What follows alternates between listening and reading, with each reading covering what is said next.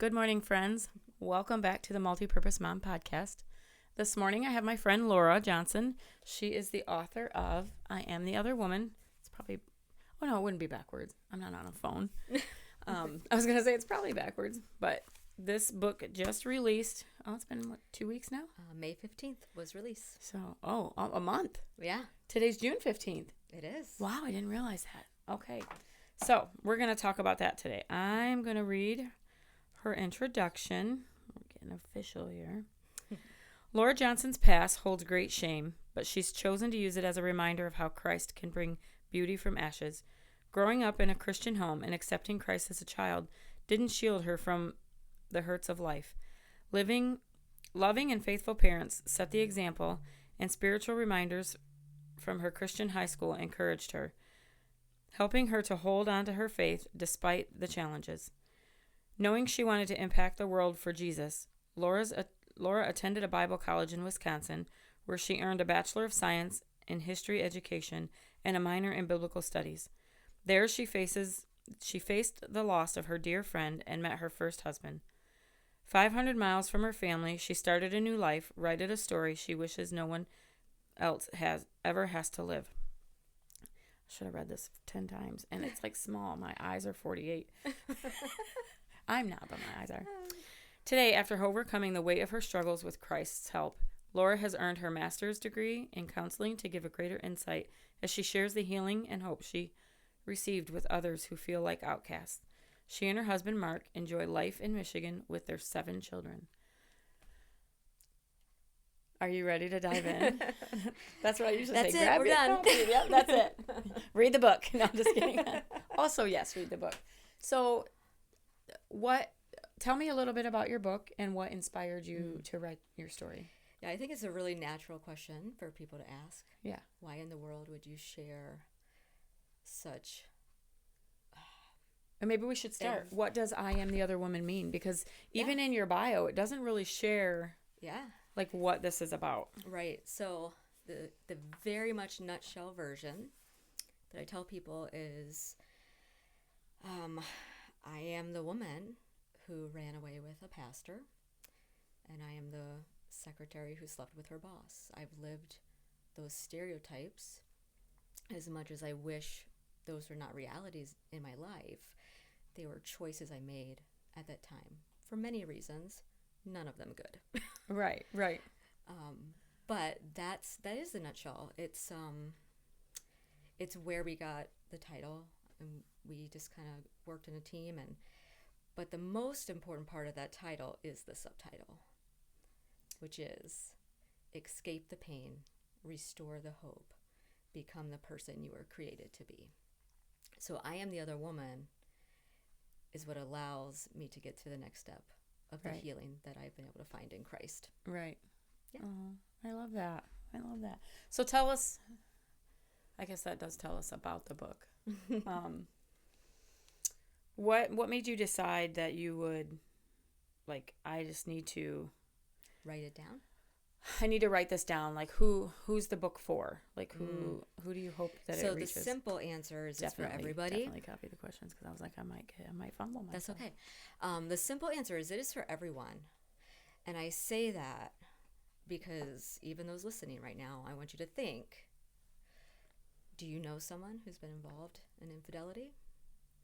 Do you know of someone? You may not know them one-on-one, but you probably know of someone. Right. Or of a child that's been impacted by parental infidelity, of churches, clearly families and extended families and communities even. I mean, how many times in the news do you hear about political figures or Hollywood stars who have cheated? I mean, it is everywhere. But the reason it became such a weight for me and a pressing to address it, at least in my own life, in hopes of helping people, was because nobody talks about it. Nobody wants to talk about it. Right. I mean, clearly. Because nobody feels like such a taboo subject. It is. It really is a taboo subject, which is understandable. The issue with that is that when we keep sin in the darkness, it continues. Right. So the And I think if hope, the church talked about it more, it may have been able to prevent you. Like, you would see those signs and you'd be like, oh wait, yes. like, this is a trail I need to, like, not go down. And there is a part in the book that I discuss how to prevent it. Now, Okay. you can do everything right, Stacy, quote unquote right, Right. as a wife, as a husband, and your spouse can still choose that. Right. Correct. But one of the biggest things that I want to get across to people is to have those hard conversations before you may have to have harder ones. Right. And that's so important. But people in our day and age, which, my husband Mark now will say, well, all you do is have hard conversations. It's just easier for you because you're used to doing it. Well, that doesn't mean they're easy, but Right. it's something that I wish more parents would do. I wish more couples would just talk about stuff that might seem a little scary, but my goodness, make a game plan, because Satan is there and he is a lion walking about seeking who he may devour. Yeah. Yeah. And that's his number one. Mm-hmm. And his tactics don't change. No. Like, he's not that creative. But so, like, if He you doesn't learn, need to be. right, because we just keep falling for it. Yeah. And that's his thing, is to divide marriages and families and children. Mm-hmm. That's right. Because if he can, that's like the core of it. If he can start there, Yep. then everything else just kind of falls into place. That's right. And as a Christian, like you read, I grew up in a Christian home.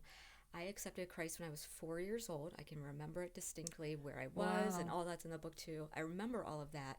I remember the desire to live for Jesus and wanting to tell my friends about him. All of it.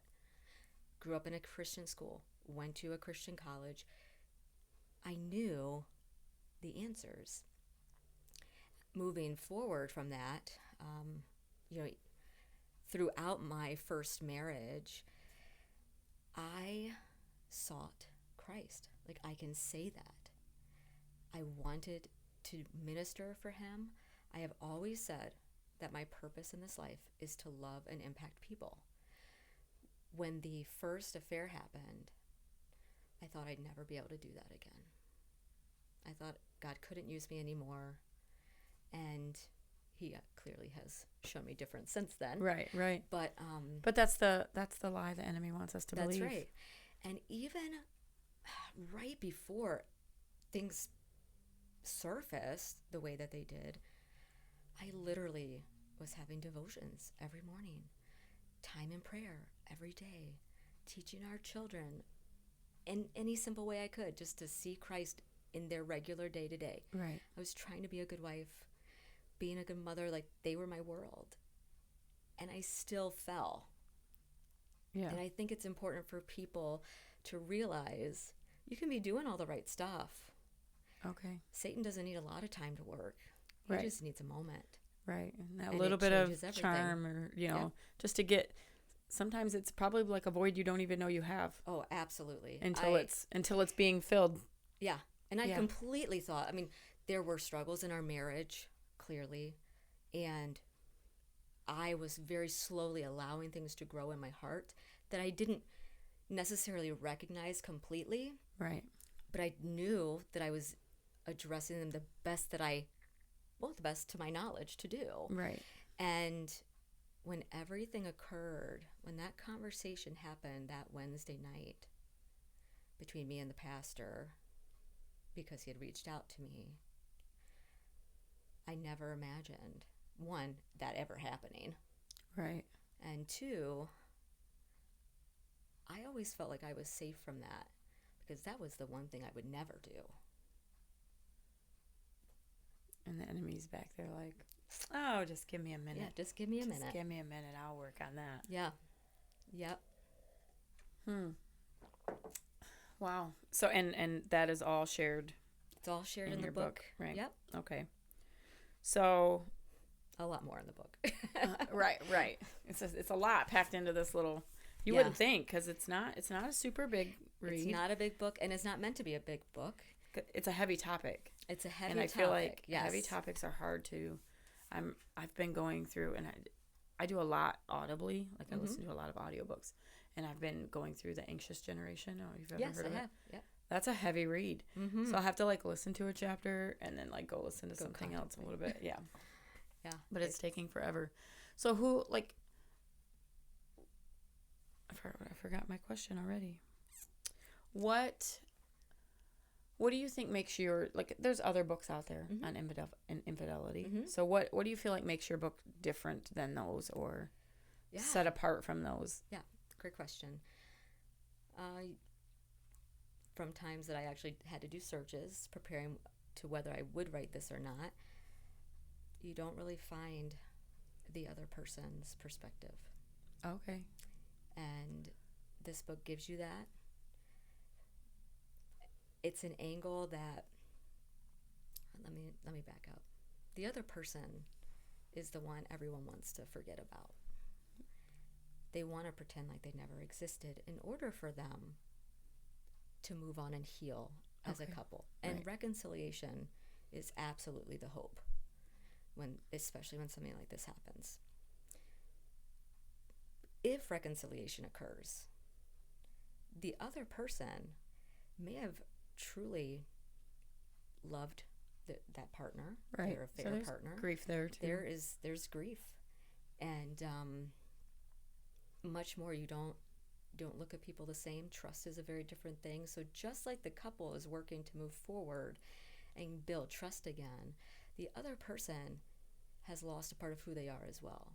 They know the shame that they carry now. They know that what they did, there was nothing from it good, Right. at least in their minds, right? And Right. and it's sin, so it's not God honoring. Correct. So I think people don't recognize the healing that the other person needs as well. Yeah. We just don't think about it. And then, the other parties that we don't always think about, or at least long term, are children. My current husband and our sweet family, we deal daily with trying to still heal from choices that Mark and I made. Right. Every day we face them. And we pray that one day it will get easier. But just because God has taken our ashes, made it into something super incredible, I mean, truly, I could go on and on about that part, we are still left with scars. Yeah. And, there's a part of the book that talks about, yes, we're so grateful that God took the ashes of our past and continues to create something beautiful from it. But do you think it was God's original plan that we walk through the fire that created the ashes? Right. Nope. No. Were we hurting in so many other areas of our lives?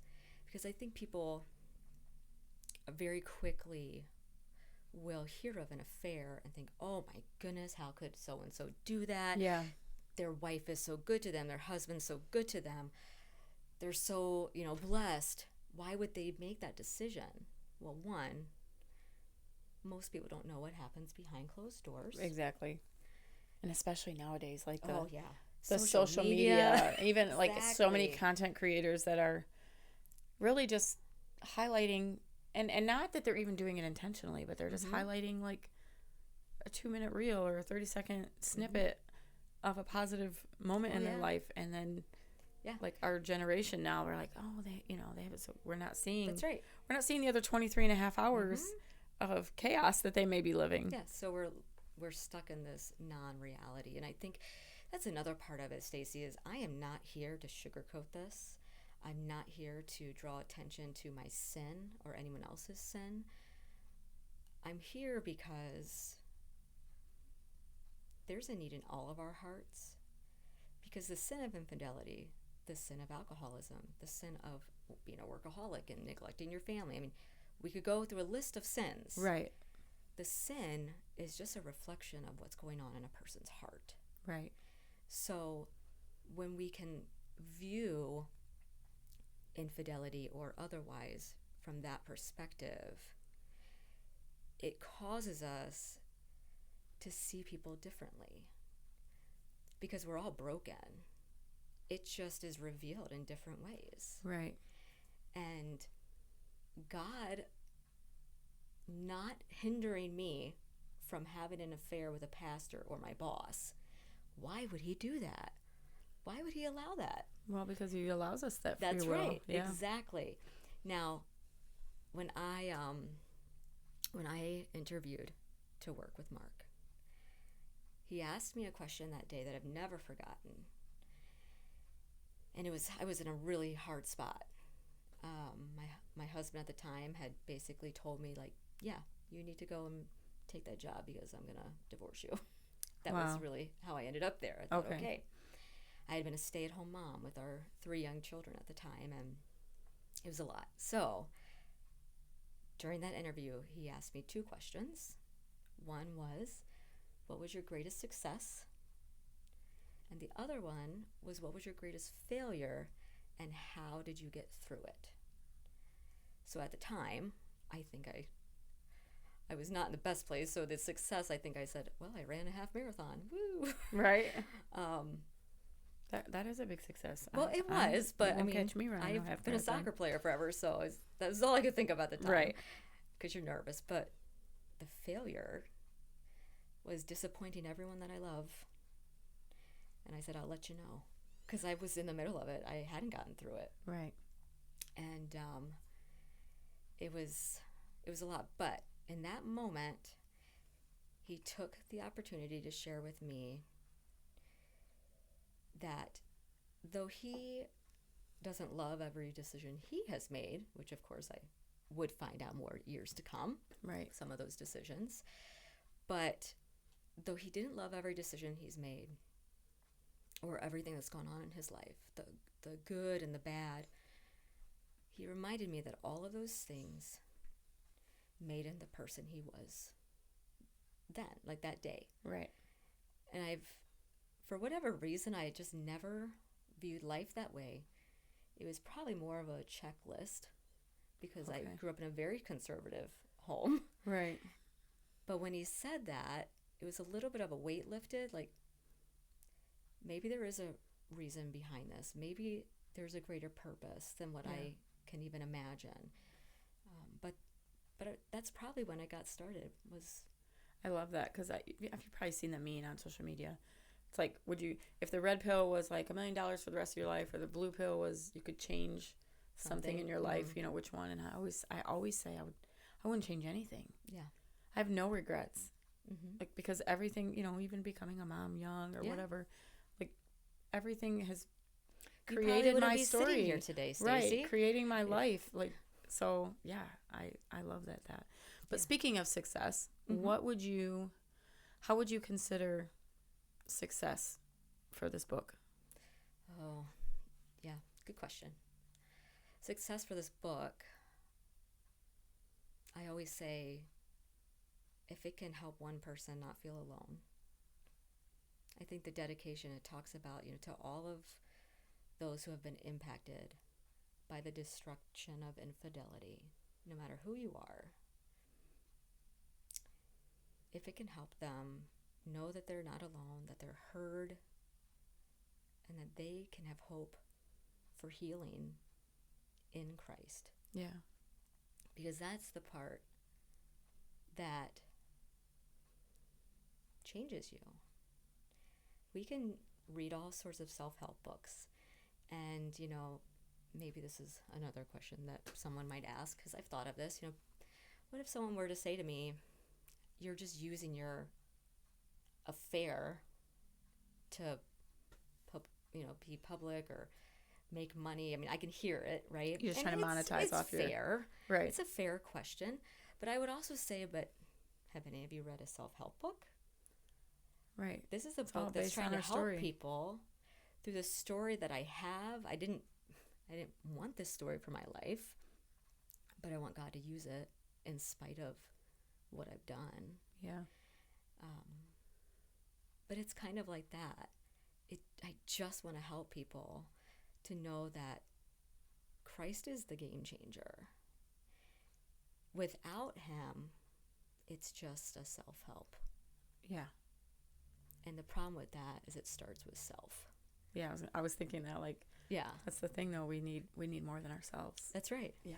We were created in his image to love and glorify him. Like, that's it. Which sounds so simple, but Sounds day in and so day simple. out. But let me tell you. I know. So tell me a little bit about kind of how you and Mark navigated coming to the decision to, like, yes, we're gonna publicize, we're gonna share our story. Yeah. Like, and definitely I feel like it's kind of more you putting yourself out there in the limelight or whatever, True. you know, I do to be tell like, him he has a book to write too, but yes, it is. We were on a walk 2 years ago, and for years prior to that, he would ask me, "What do you really want to do?" And I would tell him, "I don't know," which I'm going to say was mostly true, but I really believed at that time in my life, through the business that we have, that we were working to build, my position was to support his vision.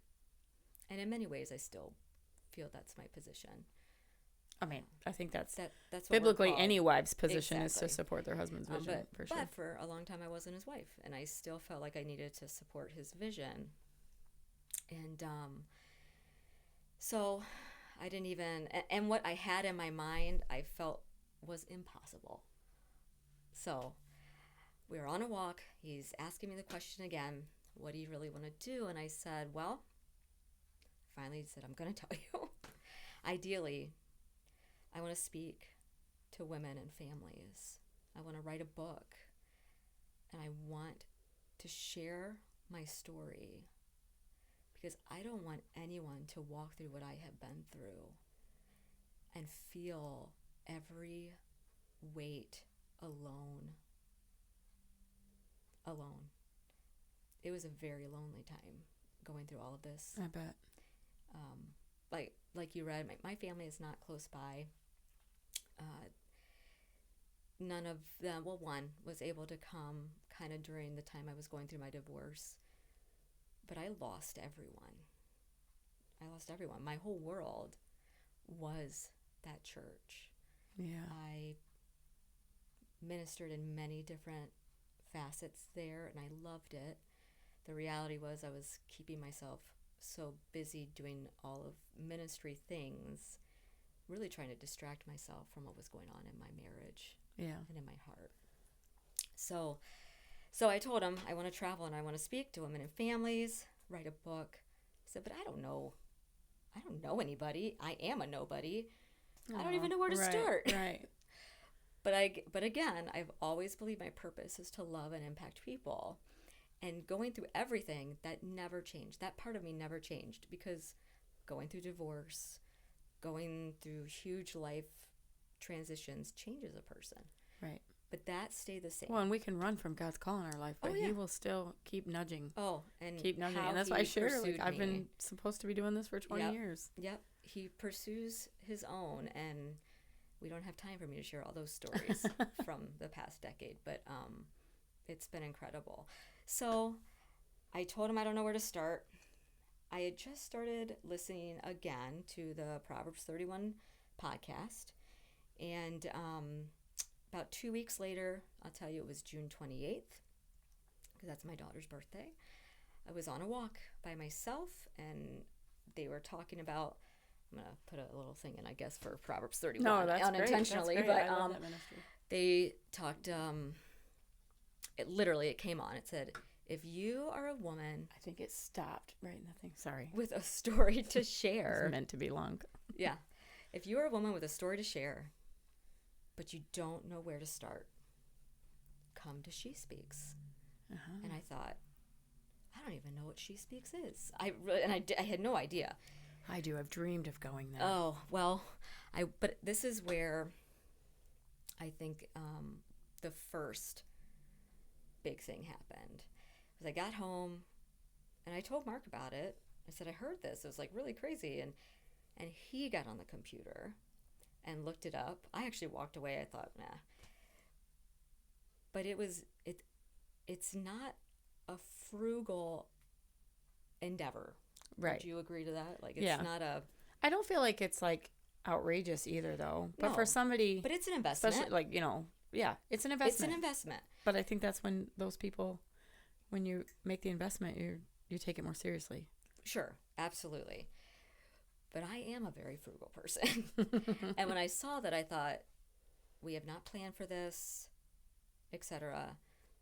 We'll save and I'll go next year. Mark said, absolutely not. If it gets put on the back burner, you won't do it. Right. You need to go. So he literally went online, grabbed my plane ticket, and sent me to North Carolina. I love that. And I didn't know anybody there, but he surrounded me with 6 women, incredible women, who told me I didn't need to be afraid to share this story anymore, because I was very fearful of rejection. I can't imagine. Yeah. It must be very scary. Yeah. And then the following summer, so all of that happened. They told me, they encouraged me to go ahead and write the book. I'm going to try to do the nutshell version. I ended up working on my book proposal, which I didn't even know what that was at the time, but I worked on that from July to October. Ended up getting to meet with a publishing agent who I still talk to this day. She gave me some great advice. Part of it was just about our family, and the other part, she said, I think for something so heavy, you really need to increase credibility and maybe some kind of counseling certificate, etc. And I thought, okay. So then I started my master's that January. And what's kind of cool is the same day that the book was released was also my final day of my master's classes. That's so awesome. So I'm so grateful for that little connection. So I did that. Then last summer, Mark actually went to She Speaks with me. So funny how the husbands get together down there, by the way. But the second day I was there, I met a woman, more incredible women, but we had a session about why we do not share our story. And part of it was fear of rejection, imposter syndrome, etc. And we were supposed to all share what it was for us. I had just told Mark before that session, I think I'm just supposed to listen this year. I don't necessarily have to share everything. Right. And so I did listen, but no one talked about fear of rejection. And I just kept feeling that pressing of the Holy Spirit that you really don't want to feel sometimes. Because it's uncomfortable. Because it's uncomfortable. And I was listening to these ladies' stories, and they were all incredible. And I thought, okay, Lord, I'll say something. So I gave a very brief synopsis of my story. And the woman across the table is glaring at me. And I thought, well, here it comes. Right. She's probably been cheated on, and this is very personal for her. And so somehow I asked her what was on her mind, and it was okay, whatever that was. And she looked at me and she said, Laura, I've never heard a woman share the things you're sharing. And I've never told anyone, but I was the other woman too. And for her, it was like an aha moment for both of us, because that was why I'm sharing this story. Right. It's to help those who have been in the shadows of shame, trying to heal alone, to remind them that they're not alone. There's so many people impacted in so many ways. And that if they will allow themselves to look through the Bible, God has given us specific examples of people involved in infidelity. I'm going to say this, I believe he talks about this more than he talks about homosexuality or things like that. Yeah. But he gives us these examples. King David, the woman at the well, that Samaritan woman. Right. The woman in John 8 caught in adultery. Like, he gives us these clear examples. to remind us we're not alone. And it doesn't have to, you don't have to look at Christianity and say, oh, well, they just don't want to talk about it. God talks about it. Right. Yeah. And he tells us exactly how to treat people who are like this. Jesus went to the Samaritan woman. She didn't start a conversation with him. Right. Jesus protected the woman caught in adultery and reminded everyone that they're a sinner too. Yeah. Yeah. And King David also murdered. Yeah. From a result of his infidelity. And God still restored him and calls him a man after his own heart. I think that's the part that a lot of times Christians and even people who are not Christians, who don't know the Bible very well, when they hear that truth, it's a different perspective. Yeah. It's not condoning. It's reminding ourselves that God can restore anyone. That's really good. We probably do need to wrap it up. I want to ask one last question. If you could say one thing to the listeners today, like what's the next best step they can take towards living out their purpose and who God created them to be? So I love the way that you phrase that question, because that's actually what I tell people, that you don't have to know all the answers. Right. You can feel like you are in a pit, trying to crawl out of it. But take the next right step. The next one. Not 10 of them. Yeah. Take the next right step. And from a Christian perspective, we have the Word of God to guide us to what those next step or the next step should be. Yeah. And I remind ladies in my Bible study that when the verse says that your word is a lamp to my feet and a light to my path. Yeah. How far does a lamp show you? Yeah, not very far. A lamp shows you your next step. And that's what the Word of God is supposed to be for us. Thanks. Yeah, that's good. That is really good. All right, so where can we find you? Oh, around. No. Just got to know somebody. Yeah, let me see. I don't want to miss anything. Well, first, my first book launch event will be here in Monroe, June 27th. You can get tickets for the VIP experience. Yes. That starts at 2 I forgot to o'clock. even mention that Okay. we're co-hosting that. Yeah. Yes, you guys are co-hosting, which with we Life super with Tracy appreciate. from last week. That's yeah, right. She's gonna. So it's all in the family. And then, so the VIP experience, which I always make sure includes food, because food is important. Yes, food is important. And And it's gonna be such a fun charcuterie cart. I can't wait. We love charcuterie. Right. So that, and then, but you can also come for free at 3 o'clock. Yeah. And we can talk about whatever, sign books if you'd like me to. Really, I just want to be an encouragement and try to love you while I get to interact with you. But that's the 27th. My book is available, hardback, paperback, ebook, audio. You can get all those on Amazon. Audio will be on Audible. It should be 20 to 30 days from May 22nd. So whatever that is. Okay. It will be on Audible. 20 days. Well, we're at least 20 days. I know. I know when I looked last week, it wasn't available yet. Yeah, But it's close.